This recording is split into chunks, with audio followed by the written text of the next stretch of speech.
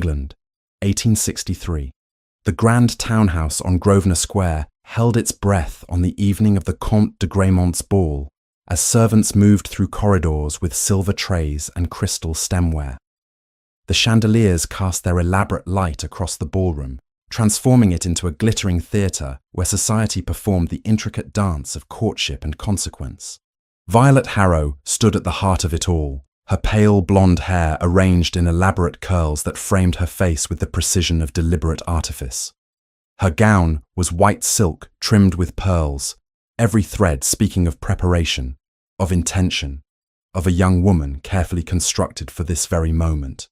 Eleanor stood beside her, adjusting the folds of Violet's dress with fingers that had long since forgotten how to tremble at social occasions. She wore a gown of pale blue, one that had belonged to her sister until 3 months prior when Violet outgrew it. The seamstress had altered it adequately, but the fabric still held the shape of another body, and Eleanor felt perpetually as though she inhabited someone else's life. "You must not stand quite so near," Violet whispered, without turning her head, her tone pleasant for observers, but edged with something sharper beneath. "It appears as though you are hovering like some sort of servant." "Apologies," Eleanor replied, stepping back fractionally. She had long ago learned to apologize for things that required no apology, had mastered the art of making herself smaller in rooms where space was limited and her presence unwelcome. The Harrow family circumstances had deteriorated considerably in recent months. Their father, Viscount Harrow, had made a series of investments that proved ruinous. The money Eleanor's grandmother had left her, funds meant to provide security and possibility, had been redirected toward managing debts, toward financing Violet's presentation, toward maintaining the appearance of stability that meant everything in society and nothing to actual solvency. Eleanor had not protested. The Viscount had indicated, in his vague and paternal manner, that this was simply what daughters did. They sacrificed. They supported. They remained quiet. The orchestra began a new piece, and the assembled guests turned toward the entrance as the butler announced arrivals. It was a moment Eleanor had learned to endure with invisible fortitude. Young ladies of eligible age clustered together like jewels in a display, practicing their smiles, their gestures of apparent indifference, masking desperate calculation. Then the room altered. Eleanor noticed it first as a shift in the quality of attention, a subtle reorientation of bodies and eyes. The Duke of Ashbourne had arrived. Julian Harrington, the 6th Duke of Ashbourne, stood framed in the doorway, with the authority of inherited rank rendered visible. He was tall, dark-haired, with features that could have been carved from marble by a sculptor, intent on demonstrating absolute severity. He wore evening clothes with the negligence of a man for whom perfection was unremarkable. More notably, he wore an expression of profound disinterest. He had been absent from society for nearly a year, Eleanor knew, though she only knew this because servants gossiped and she had ears. His wife had died in childbirth some 2 years prior. The Duke had retired almost entirely, attending to his estates and his young son. There were whispers that he might never return to active participation in the social season. Yet here he was. Violet's posture transformed immediately. Her spine straightened with the precision of calculation. Her fingers adjusted the pleats of her gown. A particular smile manifested, the one Eleanor had observed her practicing in the mirror, a smile designed to appear simultaneously innocent and knowing. "Do not speak to him," Violet said quietly. "If he approaches, smile, but offer no encouragement. I shall manage this myself." Eleanor nodded. She understood her role in these scenarios. She was present to make her sister appear more luminous by contrast. Her invisibility was a service rendered. The Duke moved through the crowd with the peculiar isolation that rank provided. People parted before him. Young ladies attempted to position themselves in his line of sight. He acknowledged none of it with particular attention. Eleanor returned to her observation of the room, the dance of courtship that continued regardless of the Duke's indifference. She had attended perhaps a dozen balls in her life, yet she had danced perhaps twice. Her function was different. She held programs, carried reticules, offered commentary that was neither requested nor particularly valued. It was approximately an hour after the Duke's arrival when Eleanor felt the necessity of retreat. The warmth of the ballroom, the density of bodies and ambition, the constant low hum of conversation punctuated by calculated laughter. It all accumulated into something resembling suffocation. She excused herself quietly, mentioning to a nearby chaperone that she required air, and made her way through the corridors toward the terrace doors. The Comte's gardens were extensive, though at this hour only dimly visible by moonlight. Eleanor moved toward the far end, where stone paths wound through dormant rose beds and stands of winter-darkened shrubs.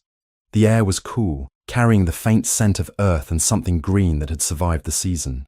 She did not hear his approach until he was nearly upon her. "Forgive me," came a deep voice behind her.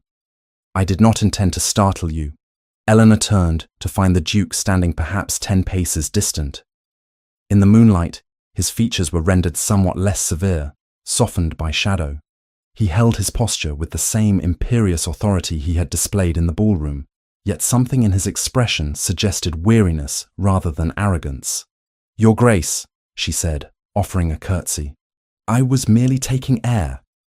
I shall return to the house if my presence is unwelcome." "Your presence is not unwelcome," he replied. He moved closer, and Eleanor realized with an internal jolt of recognition that this was not the sort of social exchange that occurred between dukes and unmarried young ladies of indeterminate status. "I confess I was also seeking refuge from the crush." The ballroom becomes rather stifling. Eleanor did not know how to respond to this admission of human weakness from a man of such evident rank. She had been trained to offer pleasantries, to deflect, to render herself agreeable, but something in his tone suggested that perhaps this particular moment might accommodate honesty. "It does," she said quietly. "There is a particular quality to social obligation that transforms even pleasure into something resembling performance." He regarded her with sudden intensity, his grey eyes studying her face as though seeing her for the first time. "You speak as though you understand this burden intimately." Eleanor had spoken too candidly. She recognized this immediately. A proper young lady would have offered a demure disagreement, a gentle correction to preserve the fiction that society was joyful rather than exhausting. But the night was dark, and she was alone with a man she would never encounter again in private circumstances, and the words emerged before she could arrest them. "I understand it sufficiently," she said. They conversed in that garden for perhaps 20 minutes. The Duke spoke of books. He mentioned a volume of poetry he had recently acquired, and Eleanor found herself responding with genuine engagement rather than performed interest. They discussed the peculiar construction of society, the manner in which appearance superseded substance.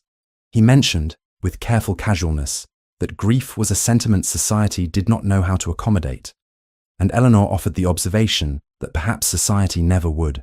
When the time came for him to depart, he took her gloved hand in his own. The gesture seemed to contain an unusual weight, as though he was communicating something beyond the physical contact. "I should like to encounter you again," he said quietly, "if circumstances permit." Eleanor stood in the darkness after he had gone, her hand still warm from his touch, fully cognizant that she had made an error of irrevocable proportions.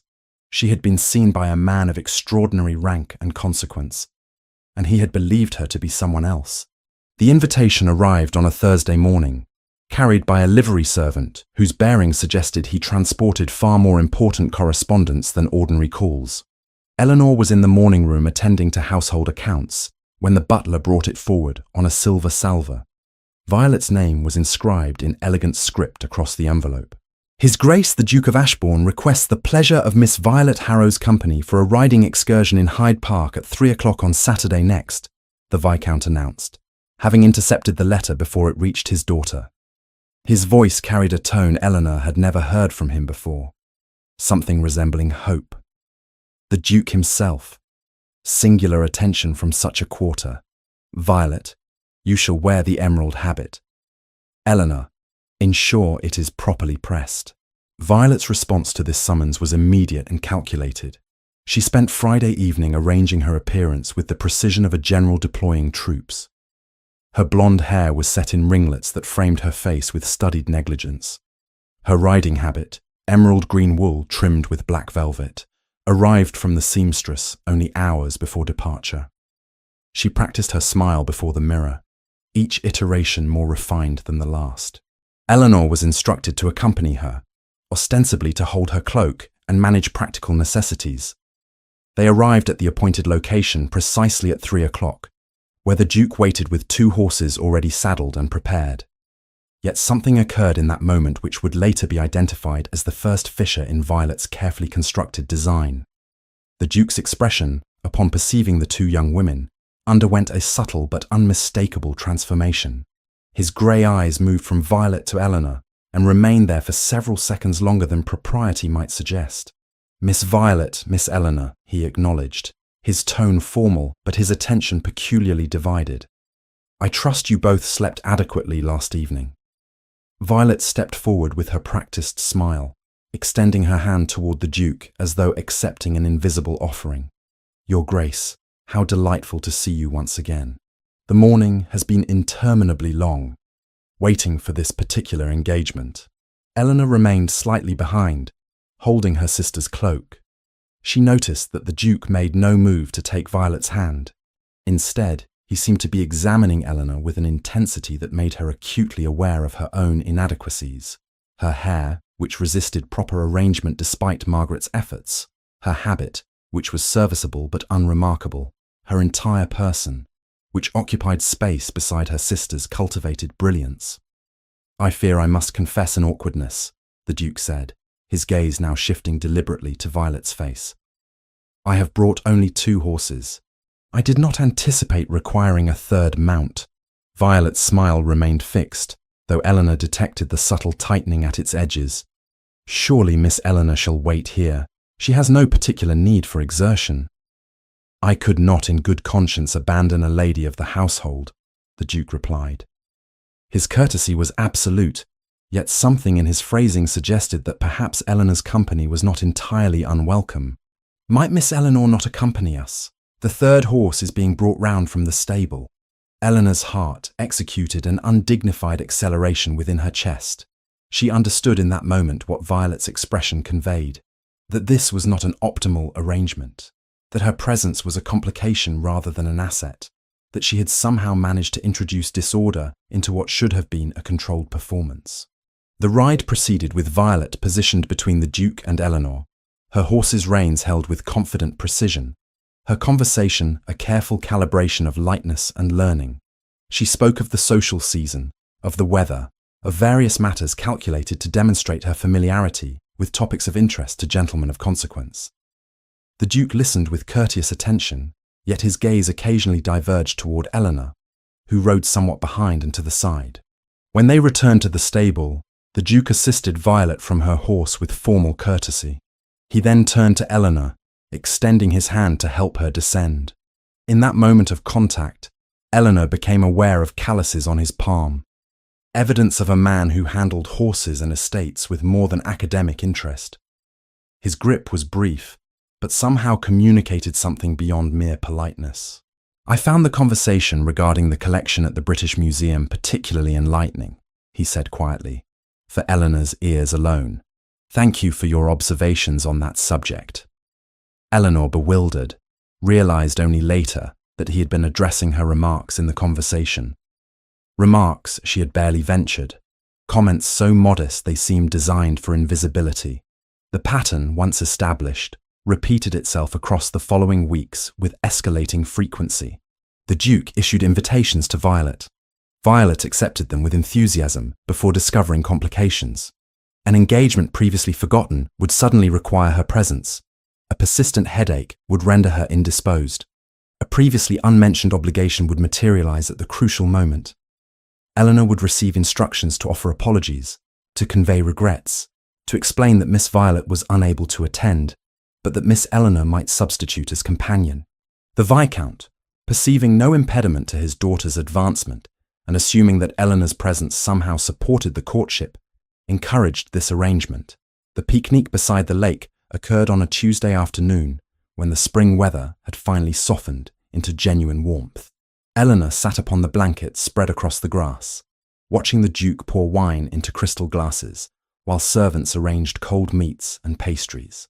Violet was at home, with a fever that Eleanor suspected was entirely invented. Your sister appears to suffer from considerable misfortune regarding our planned engagements, the Duke observed. He reclined upon the blanket with an informality that suggested his rank made such comportment acceptable. One might almost suspect design in the recurring indispositions. Eleanor's fork became suddenly fascinating. She employed great concentration in securing a portion of cold pheasant. I am certain Violet has no intention of disappointing you, Your Grace. She values your acquaintance greatly, yet she consistently arranges for your presence instead of her own, he continued. His tone was conversational, without particular inflection. One might inquire whether this represents preference or inconvenience on her part. Eleanor said nothing. She understood that this was a moment of dangerous intersection between truth and propriety, between honesty and the maintenance of acceptable fiction. The Duke shifted his position, turning to face her more directly. I confess I have begun to anticipate these occasions primarily because they permit conversation of genuine substance. Your sister is undoubtedly accomplished, but her conversation tends toward topics of considerably less philosophical weight. A lady of accomplishment must attend to society's expectations, Eleanor replied carefully. Not all women possess equal interest in books or philosophy, and yet you do, he stated. It was not a question. You possess considerable interest in these matters, yet you remain obscured behind your sister's presence, offering observations only when directly prompted, rendering yourself invisible through what appears to be deliberate strategic choice.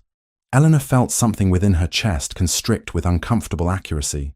She had been seen, not merely observed, but truly perceived in her essential architecture, her decision to diminish herself, her acceptance of insignificance as the price of family stability.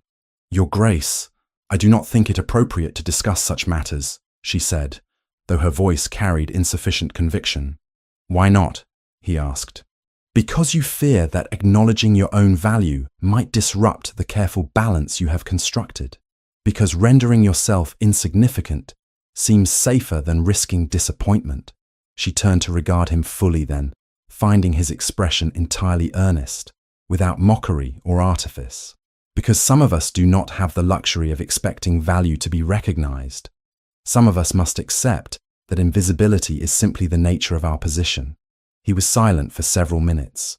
A distant church bell marked the hour. The wind moved through the trees with sufficient force to disturb her hair, liberating several strands from their careful arrangement. He reached toward her face, drawing one wayward strand back from her cheek with a gentleness that made her breath catch. I wonder, he said very quietly, what you might accomplish if you permitted yourself to be seen. Margaret, the senior housemaid, observed these developments with growing internal turmoil.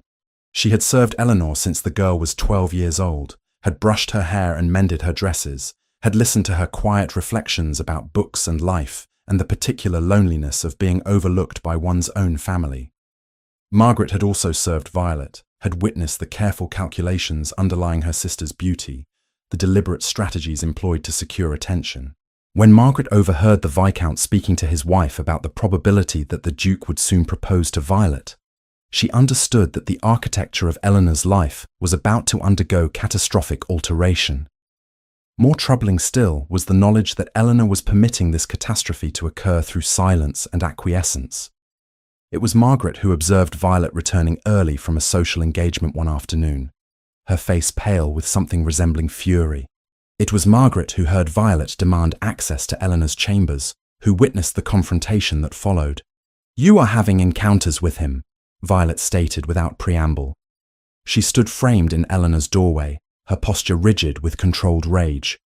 He speaks to you. He looks at you. People have begun to notice. Eleanor, startled in the midst of mending a hem, set down her needle with deliberate slowness. I accompany you to engagements at your behest, Violet. If His Grace shows courtesy, I can scarcely refuse to receive it. Courtesy? Violet's laugh was sharp as broken glass. You are deceiving him. He believes you are someone else. He believes the woman he encounters in gardens and beside lakes is identical to the woman whose name appears on invitations. He has no comprehension that you are trading upon my name, my position, my family connection to secure his attention. I have done nothing to encourage. You have done everything, Violet interrupted. Her voice descended to a level considerably more dangerous than mere anger. You will confess the truth to him immediately.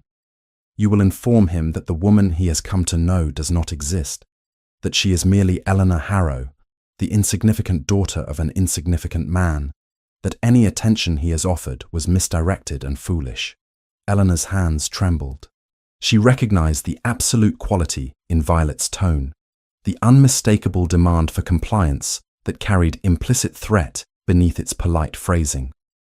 If you do not make this confession by the end of this week, Violet continued, I shall make it for you, and I shall ensure that everyone in society comprehends the magnitude of your deception, the calculated nature of your manipulation, the manner in which you have attempted to secure a dukedom through fraud. You shall be destroyed, Eleanor. Not merely discredited, but entirely obliterated. I shall ensure that no respectable family permits you entrance to their homes, that your name becomes synonymous with deception and impropriety. Eleanor found herself unable to formulate response. She perceived the sincerity underlying Violet's threat, the absolute willingness to execute her promised retribution, the vindictiveness born from wounded pride and perceived betrayal. What do you require of me? Eleanor asked finally, though her voice emerged barely above whisper.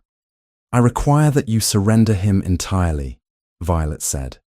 I require that you cease these clandestine encounters. I require that you remember your position and your insignificance. And should you fail in these requirements, I require that you be prepared to endure consequences, far exceeding any punishment society has thus far administered. Violet departed, leaving Eleanor alone in her chamber with the terrible understanding that she had been afforded an ultimatum. She could confess the truth to the Duke and secure her own destruction alongside that of her entire family. Or she could remain silent, maintain the deception, and hope that circumstances would somehow resolve themselves without catastrophic intervention. She chose silence. In doing so, she chose a path that would lead toward consequences she could not yet envision. The private concert arranged by the Comte de Fontaine occupied the music room of his Grosvenor Square residence on a Thursday evening in May. Eleanor had been surprised by the invitation, delivered to Violet with customary formality, but accompanied by a note suggesting that the Duke had specifically requested the attendance of both Miss Harrow sisters. Violet, interpreting this request as confirmation of serious intentions, prepared herself with meticulous care. She wore a gown of pale silk, her hair arranged in an elaborate style that took Margaret 3 hours to properly construct. Eleanor was instructed to remain inconspicuous, a task she had perfected through years of deliberate practice. The concert itself proved unremarkable. A soprano from Italy performed arias of considerable technical accomplishment, while assembled guests maintained the appearance of rapt attention. Eleanor observed that genuine engagement with music was considered less important than demonstrating sufficient refinement to appreciate it. Violet sat with her posture precisely positioned, her expression conveying the appropriate degree of sophisticated enjoyment. When the performance concluded and guests began migrating toward the refreshment room, the Duke approached Eleanor with an invitation expressed as casual observation rather than direct request. Miss Eleanor, the Comte maintains a particularly distinguished library. Perhaps you would permit me to direct you toward it whilst your sister accepts refreshment. Eleanor perceived the irregularity immediately. A gentleman did not offer to conduct an unmarried lady away from assembled company without exceptional justification. Yet she found herself following him through corridors lined with oil paintings depicting hunting scenes, toward a room lined floor to ceiling with leather-bound volumes. Your sister appears to derive satisfaction from social obligations, the Duke remarked once they had crossed the threshold and he had closed the library door behind them. The action was improper. Both of them recognized it. Neither of them addressed the impropriety directly. Violet understands her responsibilities to her family, Eleanor replied, maintaining the careful distance propriety demanded. Yet you do not appear to share her contentment with such obligations, he continued. He moved toward the shelves, selecting a volume of poetry with apparent random selection. I observed your expression during the soprano's performance. You were listening rather than attending. Eleanor understood that she had been insufficient in her performance of appropriate inattention. She had permitted genuine engagement with the music to manifest visibly. I confess I find music intellectually interesting rather than merely pleasant. He turned toward her with an expression of such sudden intensity that her breath caught. Most people would have offered a conventional disagreement. You offered honesty instead. What occurred in the moments following was something Eleanor would later struggle to categorize as either accident or inevitability. The Duke approached her with the deliberate intention of a man who had abandoned restraint. His hand rose to her face, fingers tracing the line of her cheekbone with a gentleness entirely disproportionate to the urgency in his expression. I must confess, he said very quietly, that I have spent the past several weeks in a state of considerable confusion regarding my own comprehension of identity. Before Eleanor could formulate response, he kissed her. The experience was nothing resembling the vague descriptions offered by women in drawing rooms, the tentative touches described in whispered confidences. This was something far more complex and overwhelming. She felt the urgency in him, the months of restraint dissolving beneath the pressure of his lips against hers. Her own hands, through mechanisms entirely independent of rational thought, rose to grasp the fabric of his evening coat. When they separated, Eleanor felt as though the architecture of her own understanding had undergone fundamental alteration. She loved this man. The recognition was not a gradual accumulation of affection, but an immediate and undeniable certainty. I wish to discuss marriage, he stated without preamble. I believe you comprehend that such discussion requires formal address to your father. I possess considerable estates. My son, Nathaniel, will require a maternal presence eventually.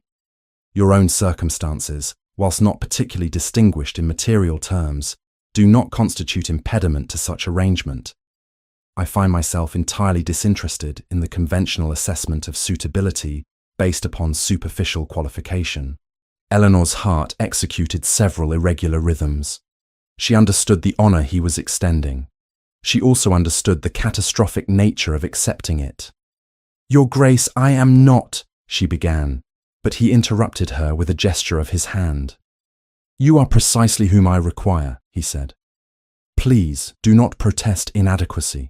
You possess exactly the qualities I have sought without comprehending what I sought. That evening concluded with Eleanor returned to the refreshment room, where Violet observed her with an expression of sudden comprehension. Eleanor understood immediately that her sister had perceived what had occurred, though the specific details remained mysterious to her.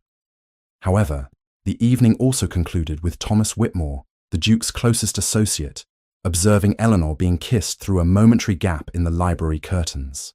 Thomas had sought the Duke to deliver a message regarding estate business, and had witnessed, through approximately 15 seconds of unobstructed view, a scene that troubled him considerably.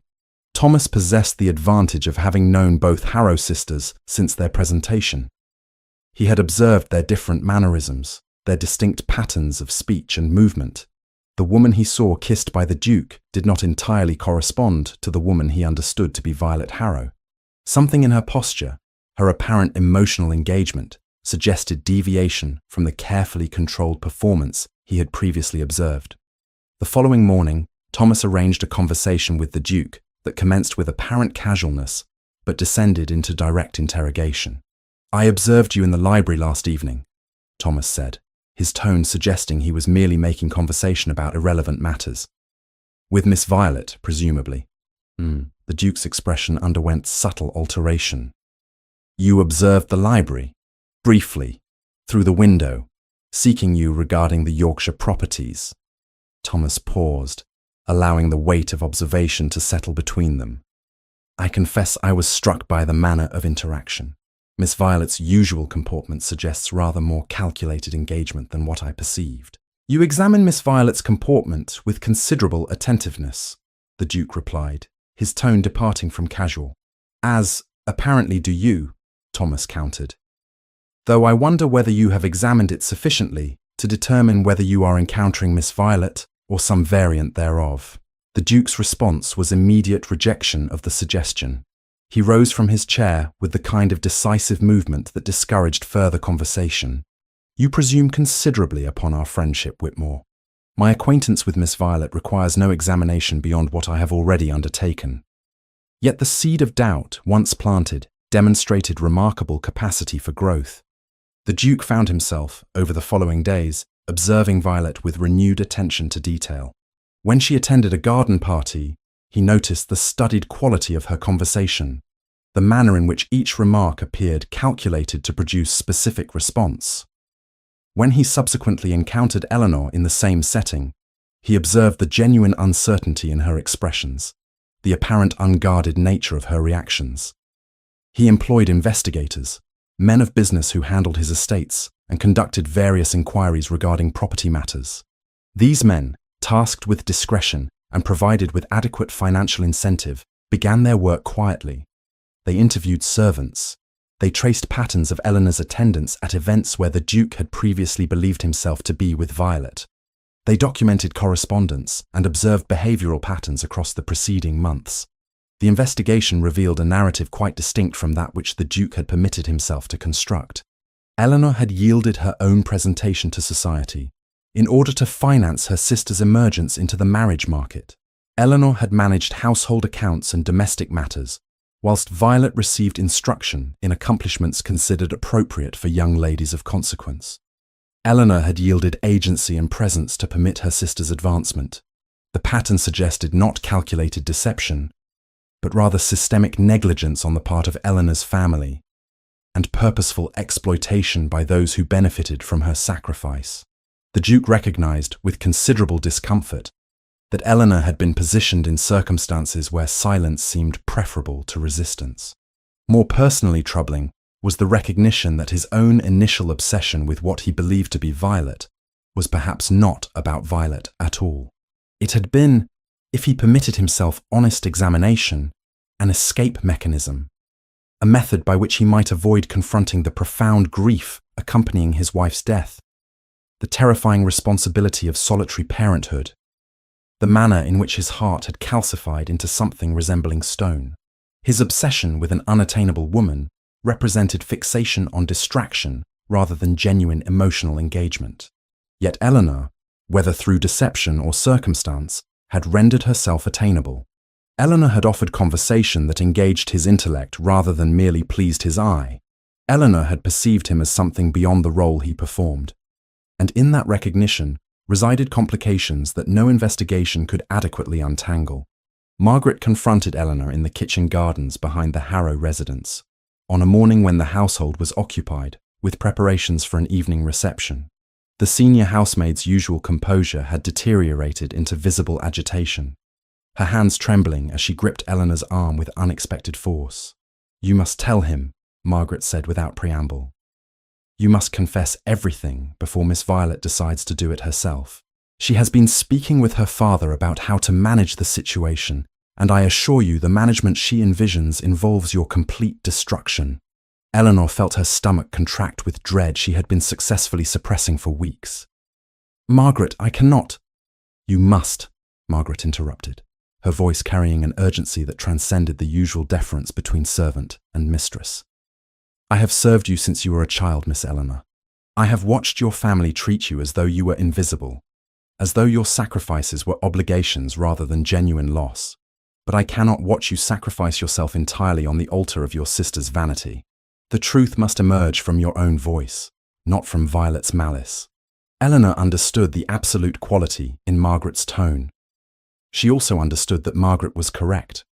The revelation was inevitable. The only question was whether she would control the narrative or whether Violet would shape it entirely to her advantage. That afternoon, Eleanor requested a private audience with the Duke. She had composed and discarded a dozen opening statements, each one seeming inadequate to the enormity of what required articulation. They met in the parlour of a mutual acquaintance, a room that permitted conversation without attracting the attention that the Duke's townhouse residence would have provoked. "Your Grace," Eleanor began, her voice barely above whisper, "I must confess something that will perhaps alter your understanding of our acquaintance entirely."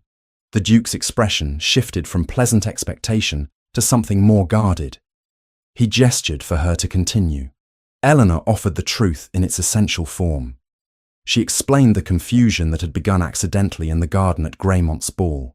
She articulated the circumstances that had resulted in her accompanying Violet to subsequent engagements. She admitted that she had not corrected his misunderstanding, though she offered context regarding her family's financial desperation and the systematic ways in which her own agency had been constrained by familial obligation. She concluded by stating that the woman he had come to know during their months of acquaintance was Eleanor Harrow, not Violet, and that he deserved comprehension of this fact before any further development of their attachment occurred. The Duke listened without interruption. His expression became increasingly difficult to interpret as Eleanor spoke. When she had concluded, he remained silent for several minutes, his grey eyes fixed upon a point somewhere beyond her shoulder. "You permitted me to remain in ignorance," he said finally, his tone carrying no inflection that might suggest forgiveness or condemnation. "For months, you allowed me to believe something that was not true." "Yes," Eleanor replied. She offered no excuse, no mitigation, no attempt to obscure the fundamental dishonesty that had characterized her actions. "Yet the woman I encountered in gardens and beside lakes was entirely genuine," he continued, his gaze now focused directly upon her face. "Your words, your thoughts, your responses to my conversation, these were not performed." "No," Eleanor acknowledged. "Everything I said to you was true, except for the name you believed was attached to the person saying it." He rose from his chair and moved toward the window, his posture suggesting internal conflict of considerable magnitude. "I require time to determine how I comprehend this revelation," he said finally. "You will attend the Ashbourne reception this evening, I presume?" Eleanor nodded, though she felt entirely uncertain regarding what his attendance at the same event might signify. The Ashbourne reception was one of the most anticipated social occasions of the season. The Duke's residence had been prepared with extraordinary care, the ballroom illuminated by hundreds of candles, the guest list comprising the most significant members of London society. Eleanor arrived with her family, watching Violet emerge from the carriage in a gown of champagne silk trimmed with diamonds, her expression radiating the confidence that only genuine beauty and social elevation could produce. The evening progressed with deceptive normality. Music and dancing, conversation and refreshment, all performing their designated functions in the elaborate choreography of aristocratic society. Eleanor attempted to render herself as invisible as possible, positioning herself near the periphery of activity where observation seemed possible without participation.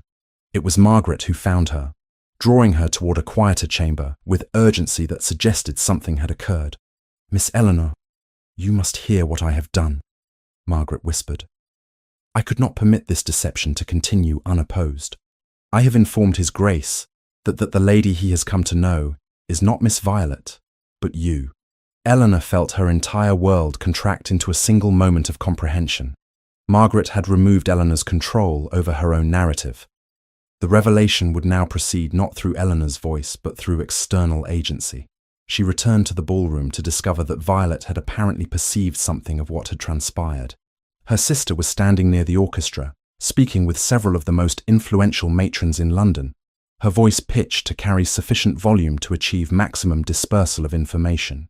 "I believe there has been considerable confusion regarding recent events," Violet was saying, her tone suggesting the delivery of unfortunate but necessary truth. "My sister Eleanor has apparently presented herself to His Grace as though she possessed qualities and circumstances that are, in fact, entirely absent from her actual position. It is a deception of considerable magnitude, I assure you, and I felt obligated to clarify the situation before His Grace advanced his intentions any further." The assembled company regarded Violet with expressions of varying degrees of horror and fascination. Within moments, the murmuring had begun, the whispers spreading through the ballroom like infection through contaminated water.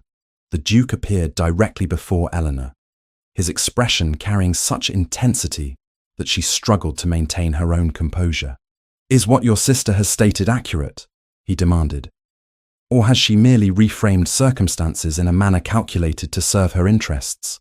"The circumstances are accurate," Eleanor replied, "though the interpretation she has offered differs from the one I would have provided.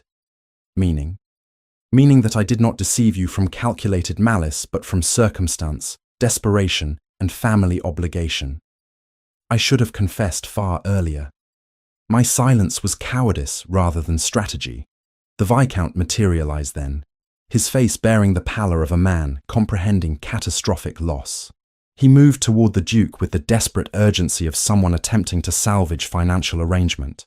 Your Grace, surely you understand the confusion that occurred.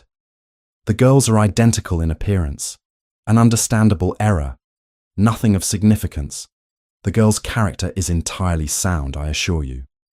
Your daughters are not identical, the Duke replied coldly. And you have clearly permitted this deception to continue while simultaneously protecting its perpetrator and condemning the woman you believe to have deceived me. You will excuse me. I shall withdraw for the remainder of the evening. Mr. Hale will see to our guests. He departed, and his departure seemed to carry with it the last vestiges of social acceptability that might have shielded Eleanor and her family from the consequences of revelation. Within days, the narrative had calcified. Eleanor was the manipulator. Eleanor was the deceiver. Eleanor had attempted to secure a dukedom through fraud and elaborate performance. Society's response was swift and unforgiving. Invitations that had previously been extended with frequency were suddenly withdrawn. The Viscount received communications from creditors suggesting that his financial difficulties had become considerably more pressing. Violet, having positioned herself as the innocent victim of her sister's machinations, discovered that her own reputation had become tainted merely through association with scandal. The Viscount, facing social and financial ruin, made the decision to separate Eleanor from the household. She was to reside with her aunt, Lady Catherine Whitmore, in the country. The arrangement was presented as a recuperative opportunity, but everyone understood it to be banishment. Violet was sent to a distant relation in the north of England, removed from London society, not as companion to Eleanor, but as punishment for having been implicated, however tangentially, in the scandal. Her beauty could not protect her from the consequences of association with deception, and her own attempts to manage the narrative had only exposed her complicity in permitting the confusion to continue. Eleanor departed London on a grey morning in late May, watching the city recede behind the carriage as though she were witnessing the dissolution of an entire life. She carried with her the understanding that she had destroyed herself through silence and destroyed the man she loved through deception, born from desperation. She did not comprehend that her journey toward genuine redemption was only beginning. The estate belonging to Lady Catherine Whitmore occupied a position of considerable serenity in the countryside of Hampshire, situated at a remove from London society, sufficient to render the scandals of the capital distant rather than present. Eleanor arrived there on an afternoon rendered melancholy by rainfall, carrying with her only 2 trunks containing the entirety of her personal possessions and the crushing weight of public humiliation that had become her inheritance. Catherine Whitmore, Eleanor's paternal aunt, possessed a character marked by pragmatic compassion rather than sentimental affection. She had never married, had maintained her independence through careful management of inherited property, and had observed the Harrow household's dysfunction with the clarity of someone positioned outside its core dynamics. When Eleanor arrived at her door, Catherine received her neither with reproach nor with excessive sympathy, but rather with the quiet acknowledgement of one who recognized that survival required forward progression rather than backward examination. "You will remain here," Catherine stated within the first hour of Eleanor's arrival, establishing parameters with the efficiency of someone accustomed to clear directive. "You will not apologize for circumstances beyond your control. You will not perform self-flagellation as though public condemnation possessed the power to determine your actual worth. You will occupy yourself with productive endeavor, and you will permit yourself to exist without constant evaluation of whether that existence constitutes adequate recompense for perceived failures." The first months were largely consumed with Eleanor's internal reconstruction. She inhabited a chamber overlooking the gardens, a space that gradually became refuge rather than prison. Each morning brought the routine of breakfast in Catherine's small dining room, followed by examination of household accounts or correspondence requiring attention. Catherine had learned, through decades of independence, to delegate certain responsibilities while maintaining overall governance. Eleanor discovered that assuming genuine authority over domestic matters offered something that years of invisible labor had never provided: recognition that her competence possessed genuine value. Yet the most significant alteration in Eleanor's existence emerged through Catherine's work in local charity. Several times weekly, Eleanor and her aunt travelled to villages within the surrounding parishes, carrying medicines prepared by a local physician, offering guidance regarding domestic economy to women whose circumstances bore uncomfortable similarity to those Eleanor's family had narrowly escaped. These encounters provided Eleanor with perspective that her own suffering, considerable as it had been, represented merely one variation of a pattern affecting countless women whose voices remained similarly unheard. It was while attending to a young mother, ill with persistent fever, that Eleanor perceived something unexpected occurring within herself. She had ceased imagining how to explain her circumstances, and had instead begun contemplating how to address the circumstances of others. She had begun to construct identity through action, rather than through evaluation of how she might be perceived. She had, almost without conscious recognition, begun to heal through purposefulness, rather than through time's passage alone. The correspondence from London arrived in irregular intervals. Letters from Margaret brought intelligence regarding household developments, the fate of various acquaintances, and occasionally, careful observations regarding the Duke. Eleanor read these communications with emotions that fluctuated between desperate hunger for knowledge and painful recognition that knowledge could alter nothing.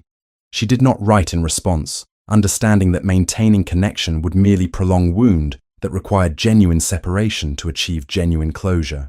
What Eleanor did not comprehend was that Julian, during these same months, was conducting investigation into the circumstances that had produced the deception he had experienced. His investigators proved remarkably competent in their pursuit of financial documentation, household servant testimony, and behavioral observation. They traced Eleanor's financial sacrifice with precision. They documented that Eleanor had yielded her own presentation to society, a choice that had required deliberate forfeiture of opportunity and prospect. They established that Eleanor's silence had been born from family pressure rather than from calculated malice. More significantly, they established the systematic nature of Eleanor's family's negligence. They chronicled years of expectation that Eleanor would sacrifice, would accommodate, would render herself invisible in service to her family's advancement.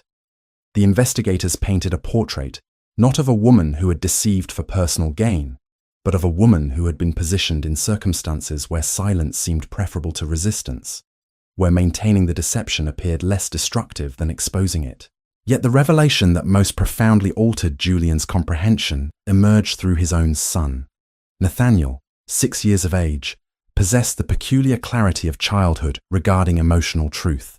The boy had, during his brief time in Eleanor's presence, experienced something that his father's careful emotional distance had never provided: genuine attention, authentic interest in his thoughts and observations, recognition that his existence possessed inherent value. "When will the lady return?" Nathaniel asked with increasing frequency as weeks accumulated into months.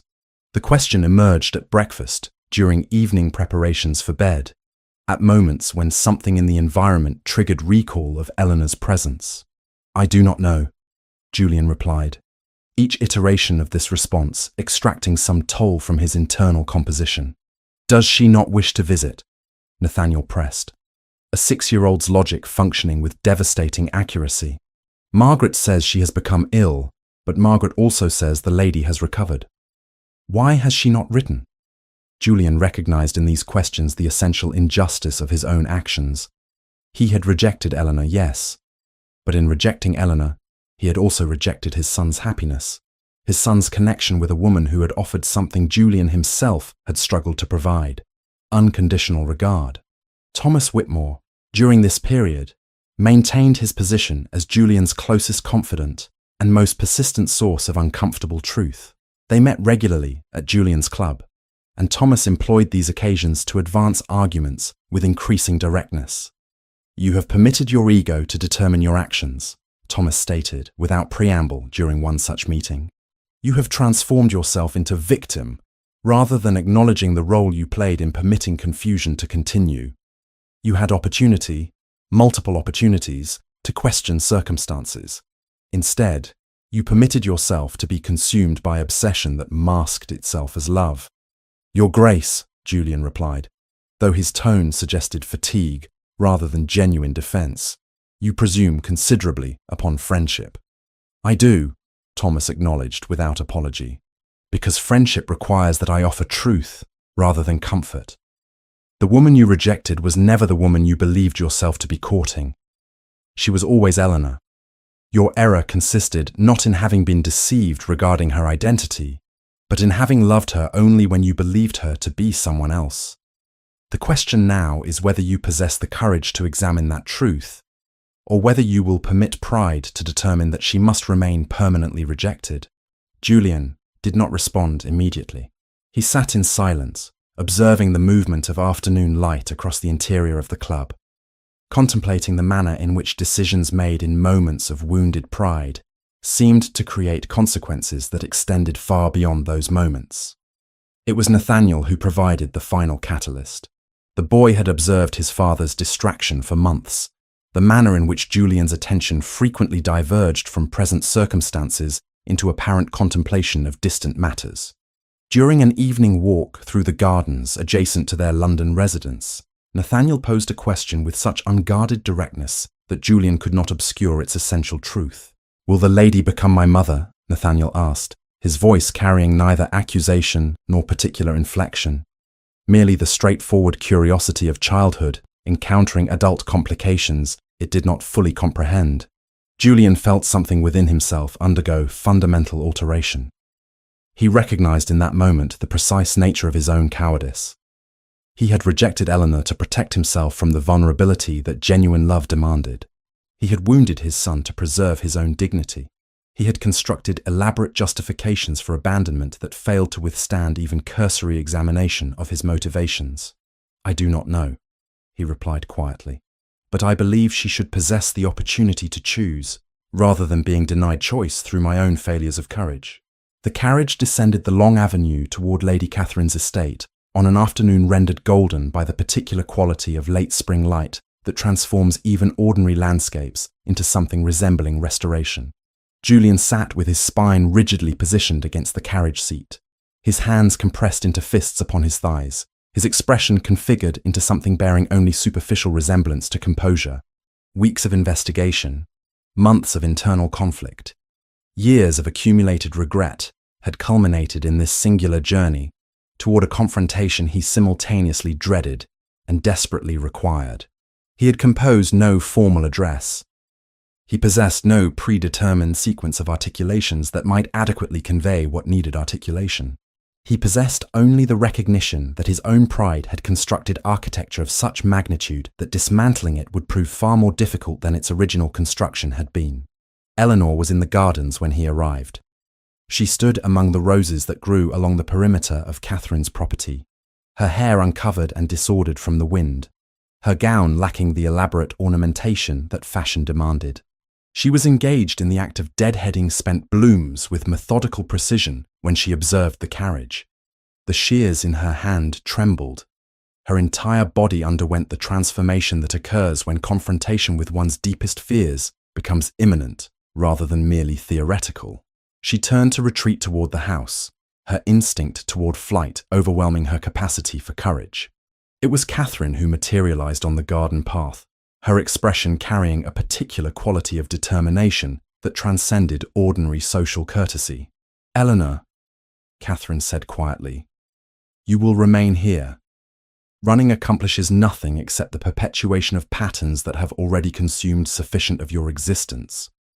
Eleanor remained motionless, though every nerve within her appeared configured toward escape. Julian descended from the carriage with movements that suggested considerable deliberation, crossing the garden with a gait that carried none of his customary aristocratic authority. He appeared diminished by something other than physical alteration, reduced by internal acknowledgement of his own failures. "I have not come to demand recompense," he stated without preliminary pleasantries. His voice carried a quality of raw vulnerability that Eleanor had never heard him employ. I have come because I have finally comprehended the magnitude of injustice I perpetrated by permitting my wounded pride to determine your punishment." Eleanor remained silent. She gripped the garden shears with sufficient force that her knuckles blanched white beneath the strain. "I have examined my own motivations with considerably more honesty than I previously permitted myself," Julian continued. He did not attempt to approach her. He maintained distance, as though recognizing that proximity might constitute transgression. "I was not merely deceived by circumstances. I was actively engaged in deception of myself regarding the nature of what I felt, what I required, and what I was fleeing from." "Your Grace," Eleanor began, but he interrupted with a gesture. "I was protecting myself," he said. "When I discovered the truth regarding your identity, I employed it as justification for rejecting you entirely. I transformed myself into victim so that I need not acknowledge my own complicity in permitting the confusion to continue.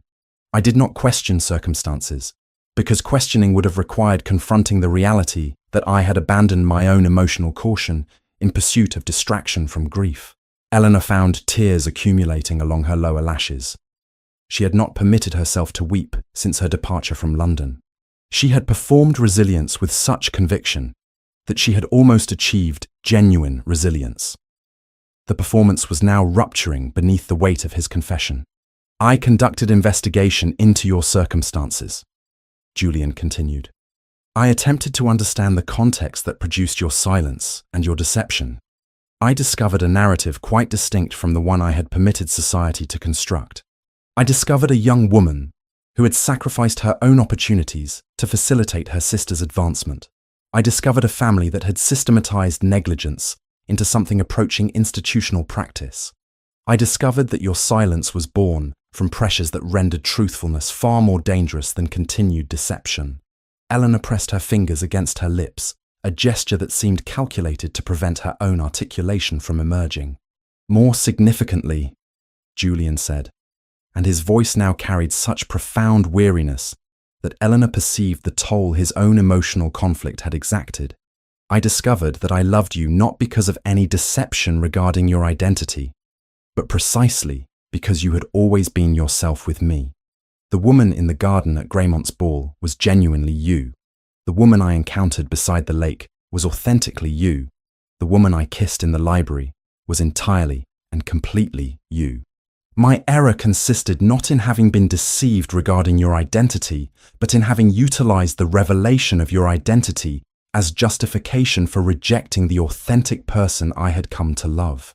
Eleanor's hands trembled so considerably that the garden shears slipped from her grasp, falling onto the stone path with a sound that seemed to echo disproportionately through the garden. She found herself unable to formulate response. The architecture of her own defenses, so carefully constructed across months of isolation, was collapsing beneath the weight of his honesty.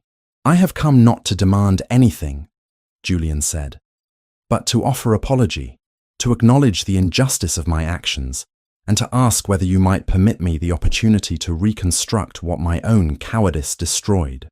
Eleanor pressed her hands against her face. Through the apertures between her fingers, she spoke with a voice rendered barely audible by emotion. "Every word I said to you, except the name I was employing, was absolute truth. My feelings were genuine. My regard was authentic. I loved you whilst deceiving you, and that contradiction has consumed my every waking moment." "See, then perhaps we might begin again," Julian said, "with the acknowledgement that love born from authenticity is far more valuable than love constructed from carefully maintained illusion." Catherine, perceiving that the fundamental contours of their conversation required privacy, excused herself with diplomatic discretion, returning toward the house. Eleanor remained in the garden, and Julian finally approached her with movements that suggested tremendous care, as though fearing she might dissolve beneath sudden alteration.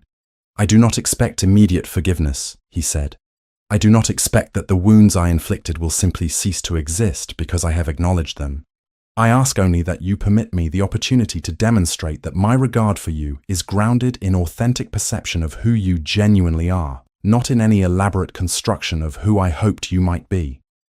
It was Nathaniel who appeared on the garden path approximately 30 minutes after Julian's arrival. The 6-year-old boy had apparently observed his father's departure from the house, had followed him to the gardens, and upon perceiving Eleanor, executed the pure logic of childhood by running directly toward her with all the enthusiasm that only unencumbered affection could produce. "You returned," Nathaniel stated, speaking with the clarity of a child who perceived no complication in what adults had rendered impossibly complex. "Father said you had to leave, but you came back. Does this mean you will stay now?" Eleanor knelt to the child's level, and Julian observed in her face an expression of such profound tenderness that he perceived finally what his own pride had nearly destroyed. She had not merely loved him, she had loved his son. She had offered the child something he desperately required: genuine regard, authentic attention, recognition of his inherent worth. "I think perhaps that depends upon what you and your father wish," Eleanor replied carefully. Nathaniel turned toward his father with expression of such straightforward interrogation that Julian felt something within himself transform irrevocably. "Father, I wish for Eleanor to stay. I wish for her to become my mother. Does she wish that?" Julian knelt beside his son, and in that moment, surrounded by the roses of his aunt's garden, with Eleanor regarding them both with an expression that transcended resignation into something approximating hope, he comprehended finally that redemption was not about being forgiven for past failures. It was about the courageous decision to build something genuine from the fragments of what pride and fear had broken. "If you are willing," Julian said to Eleanor with absolute sincerity, "then I am willing to spend whatever duration remains to me demonstrating that I comprehend what genuine love demands. That I comprehend that you deserve to be seen, valued, and chosen, not because of who I required you to be, but because of who you authentically are." The weeks following Julian's arrival at Lady Catherine's estate transformed into months characterized by gradual reconstruction rather than dramatic reconciliation. Eleanor found herself inhabiting a peculiar state of emotional oscillation, oscillating between hope and protective skepticism, between desire to believe in Julian's sincerity and fear that vulnerability might constitute repetition of previous patterns. Julian's visits became an established rhythm. He travelled from London with increasing frequency, arriving on particular days when Eleanor had come to anticipate his presence. He brought with him not elaborate gestures of romantic pursuit, but rather genuine engagement with the fabric of Eleanor's existence. He discussed the books she was reading, offered commentary on the philosophical questions she posed, observed her work with Catherine's charity endeavours with apparent genuine interest rather than performative appreciation. More significantly, his interactions with Nathaniel underwent substantial transformation. The boy had initially regarded his father with the careful distance of a child who had learned through experience that paternal presence could not be entirely relied upon. Yet as weeks accumulated, Nathaniel began permitting himself authentic affection, began asking questions about his father's days, began seeking his company with the unguarded enthusiasm of childhood finally permitted to emerge. Eleanor observed these developments with complicated emotions. She witnessed Nathaniel in the garden with Julian, the boy's hand clasped within his father's larger one, the Duke bending to listen to observations about birds or flowers, or the ordinary fascinating phenomena of rural life. She perceived the manner in which Julian's expression softened when focused upon his son, the manner in which paternal love, previously constrained by grief and emotional distance, was finally permitted genuine expression.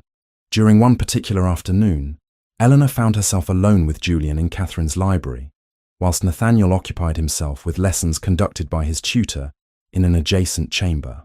They were ostensibly engaged in examining estate documents, but the papers before them had received little attention across the preceding hour. "I have written a letter to your father," Julian said without preamble. His tone suggested he had been contemplating this statement for considerable duration. "In it, I have articulated that I comprehend the circumstances that produced your silence, that I acknowledge the systematic manner in which your family relegated your own welfare to secondary importance, and that I intend to ensure that such circumstances never again determine your future." Eleanor set down her pen with measured deliberation. "You need not engage in correspondence regarding my family circumstances." "I do," Julian replied with conviction. Your father requires comprehension that his negligence produced genuine harm, that his reframing of your sacrifice as familial obligation rather than genuine loss constitutes a particular species of cruelty. I intend to ensure that he perceives the consequences of his choices. And what of Violet? Eleanor asked. The question emerged before she could arrest it. She had not permitted herself to inquire regarding her sister's circumstances across the months of separation. Julian's expression underwent subtle alteration. Your sister is residing with a distant relation in Yorkshire. Society has proven considerably less forgiving of her complicity in your family's deceptions than she anticipated. Young gentlemen who previously competed for her attention have discovered other interests. I suspect she is experiencing profound discomfort regarding her altered circumstances. Eleanor felt something within her chest constrict with unexpected emotion. She recognized in her own immediate response a capacity for empathy that her sister had not extended to her. Yet she also recognized that Violet's suffering, however genuine, resulted from natural consequences rather than from deliberate infliction. I do not wish for her to suffer, Eleanor said quietly. I comprehend, Julian replied. However, suffering born from confrontation with consequences is considerably different from suffering inflicted through malice. Your sister required education regarding the difference between those two conditions. As spring descended into summer, Eleanor's position within local society underwent gradual transformation. Catherine's work in charity had established Eleanor as a young woman of genuine principle rather than as victim of scandal. Families who had previously avoided association with the disgraced Harrow name began extending invitations. Women who had witnessed Eleanor's consistent commitment to charitable work began regarding her with respect rather than mere prurient curiosity. More importantly, intelligence emerged from London regarding developments within society regarding the Harrow family. The Viscount, facing complete financial ruin and social ostracization, had apparently confessed to certain relations the precise nature of his negligence and manipulation. The confession, having been made in a moment of weakness born from considerable quantities of alcohol, had subsequently circulated through society with the inevitability that such confessions possessed. Society, encountering the revelation of paternal negligence and systematic disregard, underwent subtle reorientation regarding Eleanor's role in the deception. She ceased being perceived as calculated manipulator and became increasingly understood as victim of circumstance who had responded to impossible pressures with human frailty rather than calculated malice. The narrative that had destroyed her began, with extraordinary slowness, to undergo revision. It was during a garden excursion with Nathaniel and Julian that Eleanor perceived the final element of her own transformation. The three of them were walking along a path bordered by summer flowers, Nathaniel between them holding a hand from each adult with the unself-conscious ease of a child who had come to trust the stability of parental presence. In that moment, Eleanor realized that she had ceased defining herself through what society perceived and had begun defining herself through the authentic relationships she had constructed. I have requested that Catherine extend my stay through the autumn, Eleanor mentioned with studied casualness. She has indicated that she would welcome my remaining indefinitely. Her charitable work requires consistent engagement, and she finds my participation invaluable. Julian regarded her with an expression of sudden comprehension. You are stating this as though you anticipate that my response might constitute objection. I am offering you information regarding my intentions, Eleanor replied. Your intentions regarding my own future plans? Julian asked. He stopped walking, causing both Eleanor and Nathaniel to pause as well. I have been constructing those plans across the months of our acquaintance.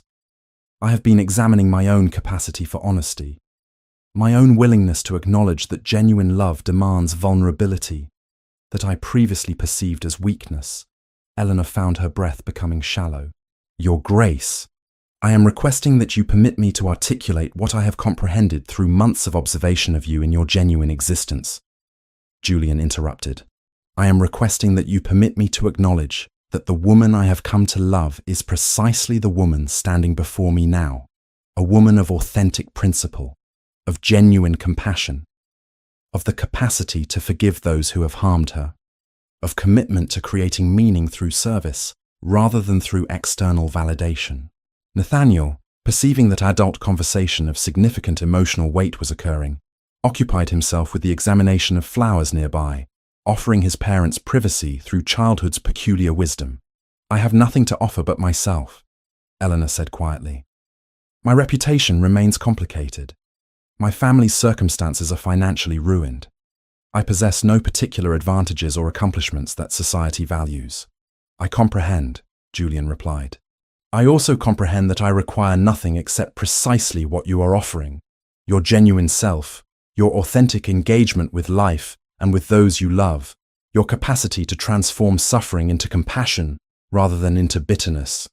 Eleanor understood in that moment that reconstruction was not about erasing the past.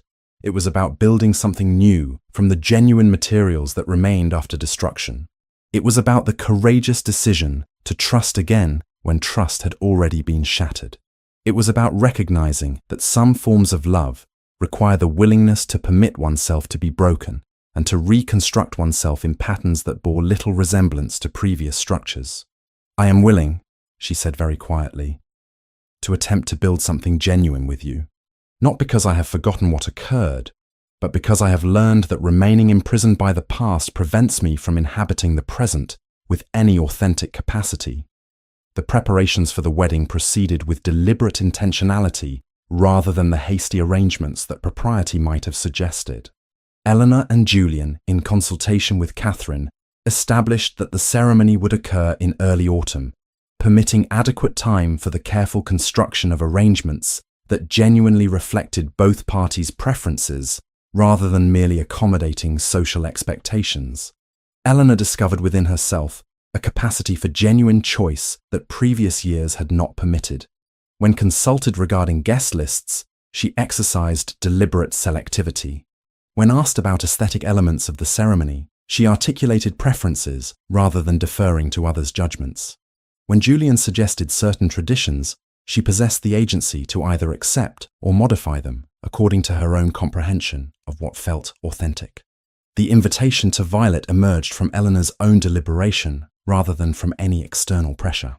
She had written to her sister, offering inclusion in the wedding celebration, not from obligation, but from genuine recognition that exclusion would perpetuate patterns of vindictiveness that Eleanor had consciously chosen to transcend.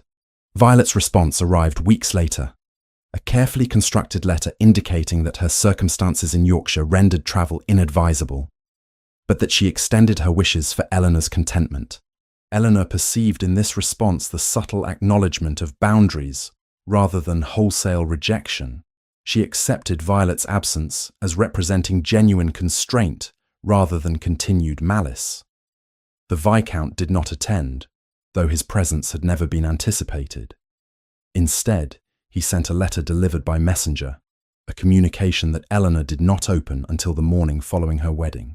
When she finally read it, months after her marriage had been solemnized, she found articulated within it a confession of negligence, an acknowledgement of harm inflicted through systematic indifference, and an admission that Eleanor's sacrifices had constituted genuine loss rather than familial obligation. The letter concluded with the statement that her father comprehended he possessed no claim to her forgiveness, but that he hoped she might eventually achieve a state of existence wherein his failures no longer determined her future. On the morning of the ceremony, conducted in a small church near Lady Catherine's estate, Eleanor dressed in a gown of pale ivory silk that possessed simplicity rather than elaborate ornamentation.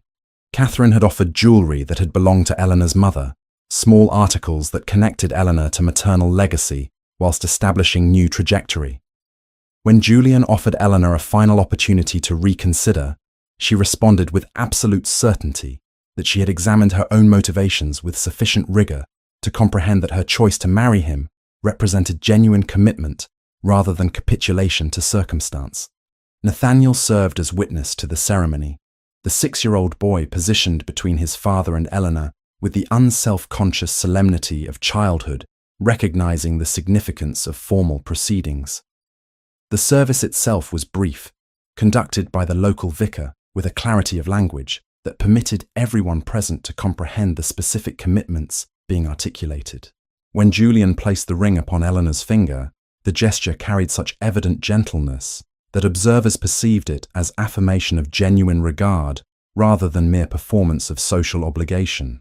The honeymoon occupied the gardens of Julian's friend's estate, that location where Eleanor had perceived such confusion regarding identity and affection months prior. Yet this return to that particular place carried entirely different significance. Eleanor and Julian inhabited the space not as strangers involved in misunderstanding, but as individuals who had achieved comprehension of their own capacity for mutual vulnerability. They discussed extensively the manner in which their marriage would proceed, establishing agreements regarding honesty, regarding communication during moments of doubt, regarding the determination that neither would permit external pressure to supersede genuine conversation between themselves. Nathaniel remained at the estate, occupying himself with activities supervised by his governess. Yet Eleanor and Julian made deliberate choice to include him in their honeymoon, not through constant presence, but through regular engagement and conversation. The child had come to comprehend that his father's marriage to Eleanor represented permanence rather than temporary arrangement. He had come to trust that affection extended to him would persist rather than disappearing through circumstance or abandonment. The return to London residence inaugurated the actual architecture of their shared existence. Eleanor discovered that being Duchess involved not merely social performance, but genuine responsibility for estate management, household governance, and the welfare of dependents. Yet she approached these obligations not with the invisibility of her former service, but with the authority that accompanied legitimate position. She implemented changes to household practices based upon her own comprehension of efficiency and care. She participated in charitable endeavours with the additional resources that her elevated position permitted. The library at Julian's principal residence became the location of domestic routine that transcended either social obligation or performance. Eleanor, Julian, and Nathaniel would occupy that space in the evenings, each engaged in individual pursuit, yet together in genuine companionship. Eleanor would read her novels, Julian would examine estate documents, Nathaniel would study his lessons, or listen to stories read aloud by his parents. In these moments of unremarkable domestic peace, Eleanor perceived finally the achievement of transformation that had seemed impossible during months of isolation. Catherine remained part of their household during specific seasons, maintaining her own residence yet spending sufficient time with Eleanor and Julian to establish that their connection transcended mere family obligation. She observed with quiet satisfaction the manner in which Eleanor had transformed from invisible sacrifice into woman of genuine authority and substance. She recognized that this transformation represented not erasure of suffering, but rather integration of suffering into framework of meaning and growth. One evening, approximately 2 years after their marriage, Eleanor sat in the library with a book of poetry, the same volume that Julian had selected years prior in the Comte's library, the one containing the pressed forget-me-not. She traced the dried flower with her finger, perceiving it as symbol not merely of remembrance, but of the manner in which even preserved fragments of the past could be honoured without permitting them to determine the entire architecture of the present. Julian observed her from across the room, and she became aware of his attention. She looked up, meeting his gaze with the confidence that 2 years of consistent regard had permitted her to achieve. He rose and moved toward her, taking the book from her hands with deliberate care. "I have spent considerable effort attempting to articulate what I comprehend now regarding love," he said quietly. "I have concluded that genuine love is not recognition of perfection in another. It is the conscious decision to continue choosing another, even when that individual is fallible, afraid, and struggling with their own doubts. It is the courage to transform suffering into compassion rather than into bitterness. It is the willingness to permit another to see you entirely and to remain present even when confronted with the fundamental imperfections of your actual self." Eleanor reached for his hand, the gesture carrying such naturalness that years of separation and pain seemed suddenly to constitute not destruction, but rather the essential groundwork upon which something genuine could be constructed. "That comprehension," she replied, "is perhaps what genuine love requires of all of us. Not to be perfect, but to be willing to attempt authenticity despite our recurring failures to achieve it." Nathaniel, observing his parents from his position near the window, where he had been examining a book regarding natural philosophy, executed the unremarkable observation that constituted childhood wisdom. "You are both crying." Eleanor and Julian regarded their son with expressions containing such obvious affection that the child simply returned his attention to his book, satisfied that the emotional complexity he had witnessed represented not distress, but rather some form of adult contentment that transcended his current comprehension. In that moment, surrounded by books and candlelight, with their son occupied nearby and the architecture of their shared existence surrounding them, Eleanor perceived finally that redemption was not about erasing the past. It was about the decision to build something genuine from the fragments that remained after destruction had occurred. It was about the recognition that some forms of love required the willingness to permit oneself to be broken and to reconstruct oneself in entirely new patterns. It was about choosing honesty despite its painful requirements. It was about the courageous acknowledgement that authentic connection between individuals constituted the only genuine form of salvation that human existence could offer.